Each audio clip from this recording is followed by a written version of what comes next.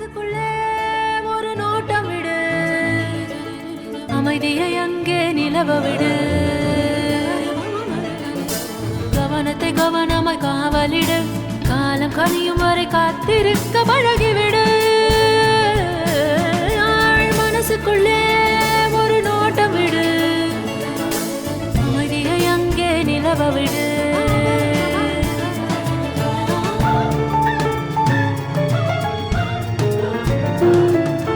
புரிந்துவிடும் புதிர்கள் எல்லாம் விளங்கிவிடும், வாழ்க்கையெல்லாம் லட்சியம் பிறக்கும் பாரு, இதுதான் ரகசிய வேறு.